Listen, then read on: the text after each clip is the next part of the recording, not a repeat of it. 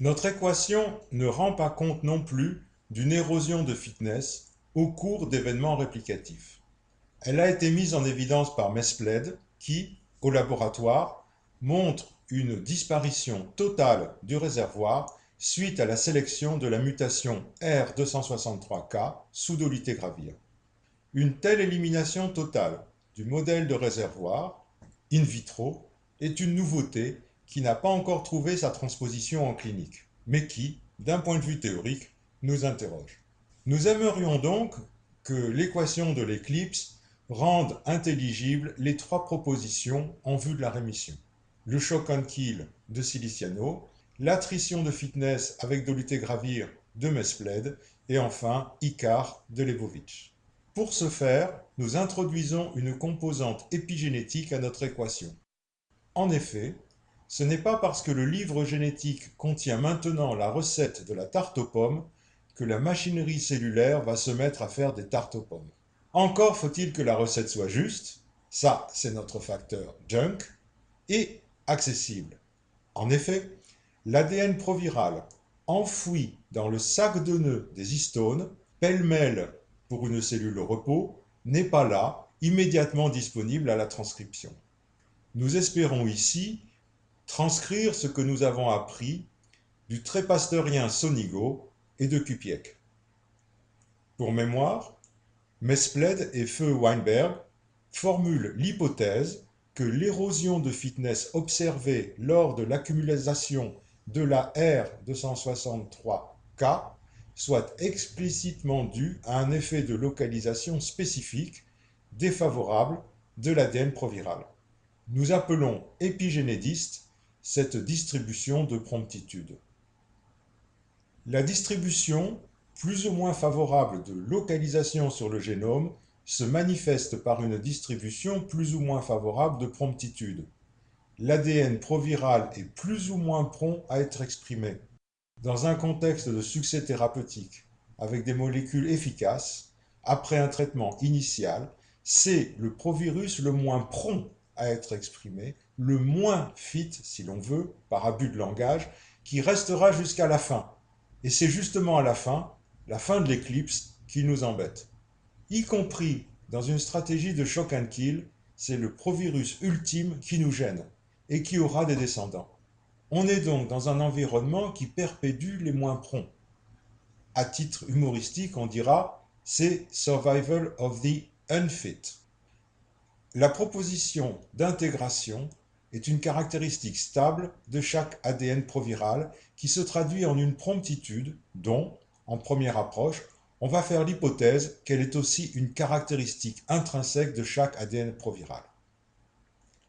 Pour l'illustrer, les aficionados du manga Death Note se souviennent que le héros, Light, passe un accord avec le génie de la mort, au terme duquel il est capable de lire l'espérance de vie de chacun.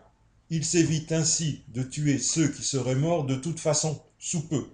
En ironisant à peine, c'est ce que propose Siliciano avec son shock and kill.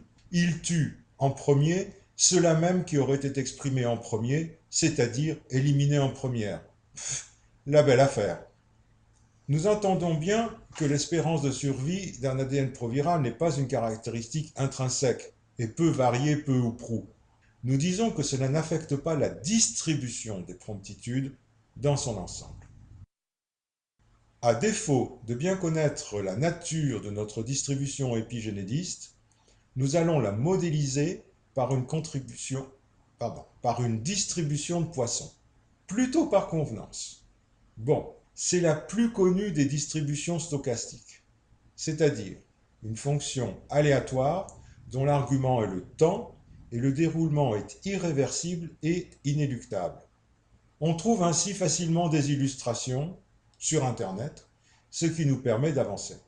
Cette distribution, dont on rappelle la formule à l'écran, est caractérisée par son lambda, qui serait en quelque sorte à la distribution de Poisson ce que la moyenne est à la distribution de Gauss, à savoir sa principale caractéristique. À lambda faible, la promptitude est grande et immédiate, et à lambda élevé, la promptitude est affaiblie et retardée. On voit ici comment l'accroissement de lambda amollit la courbe, de sorte que l'on trouve, ou l'on retrouve, de façon intuitive, ce que l'on peut savoir de l'éclipse, plus ouverte, moins forte, avec le temps, comme un vieillissement de la dynamique du virus. Il s'agit là d'une observation au flair du clinicien. Dans Icare le Grand, le 1 sur 7, les expérimentations en dehors de ce qui est breveté, à cycle ultra court, ne conduisent guère qu'à des rebonds rikiki chez des patients bien aguerris. On dispose alors d'une équation, pas trop complexe, qui rend compte de tous les aspects du problème de la rémission. Elle nous permet d'extrapoler et de comprendre l'ouverture de l'éclipse chez les patients chroniques ayant, pour la plupart, différé le traitement et qui constituent le gros de la cohorte ICAR à 1 sur 7. Ce sont pour la plupart des patients dont on pourrait penser, a priori, que c'est peu favorable. En utilisant la méthode progressive, ils passent de 4 sur 7 à 3 sur 7, 2 sur 7, puis 1 sur 7. Le passage progressif à 1 sur 15, voire 1 sur 21 existe, mais c'est anecdotique pour l'instant. À chaque incrément ICAR, qui est un traitement maintenu, où la patiente interrompt 3, puis 4, puis 5, enfin 6 jours consécutifs, les ADN proviraux les plus prompts ont l'opportunité de s'exprimer sans avoir celle de se répliquer. Cette population-là disparaît peu à peu, ce qui remodèle la distribution de promptitude à l'image de l'augmentation de lambda que nous avions précédemment. Il y a érosion de la promptitude sans pour autant qu'elle soit éliminée. On n'atteint pas la rémission absolue, mais on crée les conditions d'une rémission stable, pérenne, au prix d'un entretien minimal.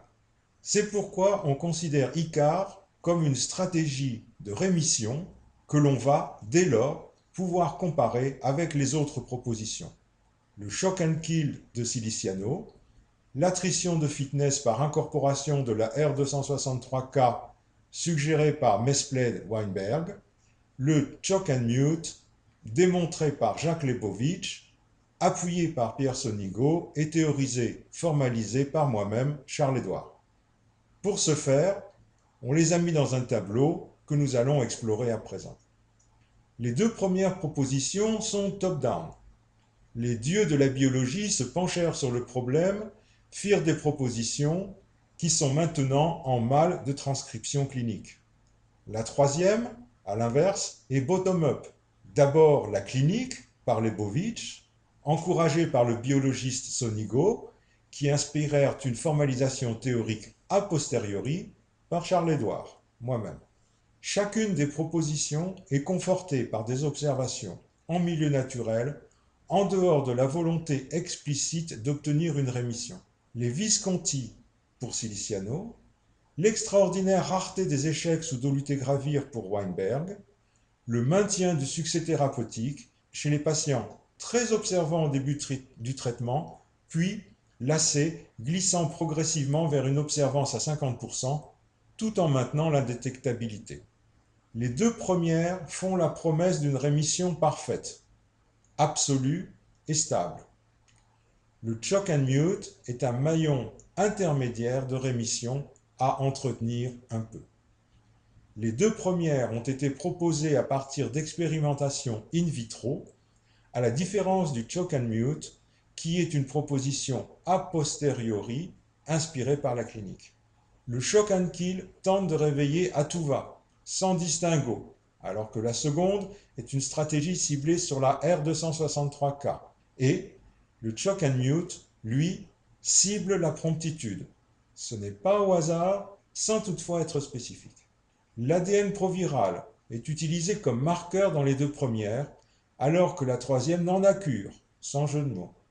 Dans un premier temps, on peut penser que les bénéficiaires du shock and kill seront peu nombreux, à l'instar des Visconti, que l'attrition de la HERT263K nécessite une sélection rigoureuse a priori. En effet, les patients ayant utilisé les deux anciens inhibiteurs de l'intégrase, à savoir raltegravir et elvitegravir, sont d'assez mauvais candidats à la monothérapie de dolutegravir. A l'inverse, La rémission dynamique, moins ambitieuse et plus universelle. Elle est généralisable à la très très vaste majorité des patients, sachant suivre un protocole strict. Au niveau des essais cliniques, le dernier en date pour le shock and kill est l'essai Search 019 par Anand Voranich. Il n'y a pas d'essai pour la seconde proposition à ce jour, et ICAR par Lebovitch est l'essai de référence pour la troisième. Avec ici un point crucial. Il y a eu plusieurs tentatives cliniques de shock and kill. Un échec à chaque fois. Alors qu'ICAR est un essai en succès, succès aujourd'hui décliné en version soft, dite ICAR le petit, le 4 sur 7, en cours de déploiement en France, avec le concours tardif, on en convient, avec un peu d'amertume, de l'ANRS, à la différence d'ICAR, qui se fait sans agents autres que les ARV existants. Les deux autres utilisent des agents spécifiques, existants ou à développer, agents d'inversion de latence ou dolutegravir, voire mieux dans le futur. Donc, les gains pour l'industrie, mais ce ne sont pas les mêmes industriels, existent potentiellement, ce qui permet d'expliquer le sponsoring pour le shock and kill et l'absence évidente de sponsoring pour le dolutegravir. On voit mal, en effet, les gens scier la branche sur laquelle ils sont assis. Pour le shock and mute, parler d'indifférence industrielle ou institutionnelle est un doux euphémisme. Les gains pour les payeurs, à savoir les assureurs tels que la sécurité sociale ou les ONG au contact des populations, sont à l'exacte proportion inverse. Le développement et déploiement des stratégies shock and kill ou attrition par R263K ont un caractère ardu et aléatoire, ne permettant pas de les placer sur un horizon immédiat. A l'inverse, le shock and mute et son compagnon clinique ICAR sont disponibles immédiatement et la patiente peut entrer dans le protocole dès la fin de la première année. En matière de santé publique, le shock and kill, s'il reste limité à une élite, aura peu de chances de servir d'incitation à entrer dans le traitement. De même pour l'enrichissement en R263K, d'ailleurs peu envisageable au sud, alors qu'ICAR, dans sa version 1 sur 7, n'empiète qu'à minima dans la vie des patients, qui s'en satisferont plus que la perspective d'une thérapie quotidienne. Reste que, pour l'instant, il faut une prescription d'expert. Pour ce qui est de la toxicité, c'est l'occasion de rappeler que ce qui se cache sous le joli nom d'inverseur de latence sont des poisons très toxiques, comme le valproate, mieux connu du grand public sous le nom de son scandale, la dépakine. Un médicament commercialisé un temps, faute de mieux, et dont la toxicité la plus visible sont ces enfants dépakines, handicapés à la naissance. On ne vient pas ouvrir les histones, la boîte de Pandore, avec un tel ouvre-boîte sans en subir les conséquences. À l'opposé, l'utilisation de la monothérapie de dolutegravir dans ce contexte est plutôt très peu toxique. De son côté, ICAR 1 sur 7, la rémission dynamique, vient en extension du protocole 4 sur 7, déjà recommandé en France, et qui est nécessairement favorable en termes de toxicité. Pour la faire courte, la rémission dynamique, c'est en quelque sorte de courtes années de toxicité subclinique en lieu et place de toute une vie de trithérapie bien lourde. Au chapitre du U égale U, qui rend accessible le fait que les patients au virus indétectable ne sont plus contaminants, la performance démontrée par ICAR est sans appel, en particulier vu les nombreux échecs virologiques observés dans les tentatives à reproduire les Visconti, et donc, a fortiori, le shock and kill.